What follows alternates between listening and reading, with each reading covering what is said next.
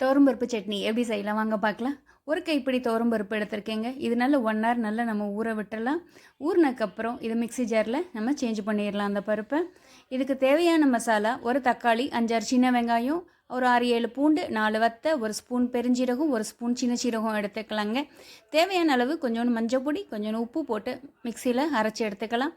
தாளிதத்துக்கு கொஞ்சம் எண்ணெய் விட்டுருக்கேங்க. கடுகு உளுந்தம்பருப்பு போட்டுக்கலாம். 5-6 கருவேப்பிலை போட்டுக்கலாம்.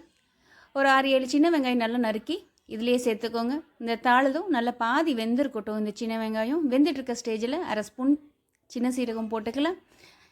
இந்த மசால் கொஞ்சம் பச்சை வாசனை போகிற அளவுக்கு நல்லா கிண்டி விட்டுக்கலாங்க. அதுக்கப்புறம் அந்த மிக்சிலேயே நான் அந்த தண்ணியை விட்டு அந்த பருப்பு தண்ணியவே நான் இதில் மிக்ஸ் பண்ணியிருக்கேன். நீங்கள் கொஞ்சம் எக்ஸ்ட்ரா தண்ணி விட்டுக்கோங்க. 4-5 கொதி வந்துடட்டும். அந்த ஸ்டேஜில் கொஞ்சோன்னு பெருங்காய பொடி போட்டுக்கலாம். பாருங்கள் எவ்வளோ அழகாக இருக்காங்க. இன்னும் ஒரு 6-7 கொதி வந்தோடனே துவரம்பருப்பு சட்னி ரெடி ஆயிடுச்சு.